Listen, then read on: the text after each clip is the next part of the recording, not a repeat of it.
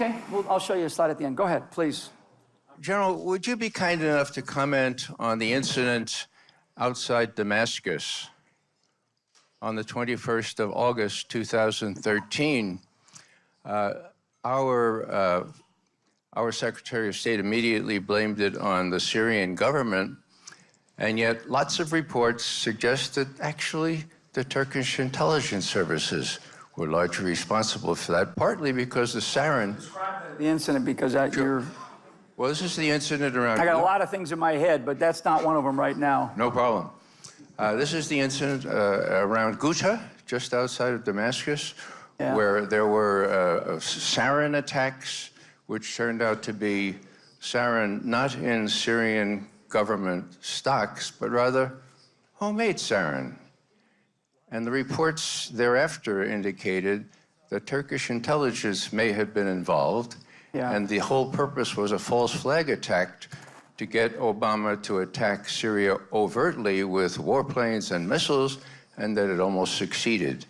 Can you enlighten us as to how you read or how your agency read that incident? You know, I mean, the context of it, the specifics of it, when I'm asked what keeps me up at night, what keeps me up at night are members of this Islamic State, whatever you want to call them. That's not what I asked. I know, but I'm gonna address your question because it's a good question. I mean, it's an interesting one. But what keeps me up at night is the use of chemicals and biological weapons by terrorist groups that have the intent, they have the intellect, they don't necessarily have the specific types of capabilities just yet, but I believe that they will have the ability to get their hands on them. And I think that all of us globally need to really pay very close attention to that.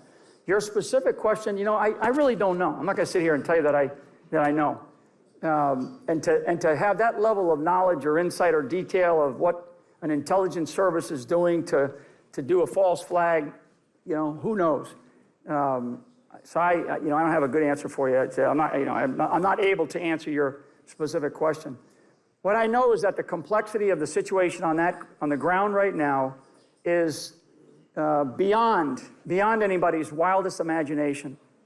And Sophie highlighted it in one of her questions, and I think her question was a very good one. It's all of the things that are happening, not just in Syria. This is happening in the region in a big way, and it's also so the things that you're talking about. There's this tit for tat, or there's this give and take, and people are doing things. There is deception being used. There is false information being used.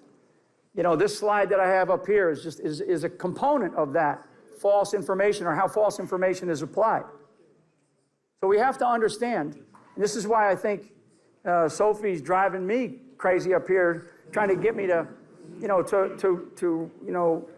be more specific, because right now we do have to be more specific, but we have to be much more specific in our relationships, far more specific in our relationships. And so there's not a misunderstanding, and there's not a miscalculation because of some ill-advised tactic that's used in Damascus or Baghdad that causes something that we don't want.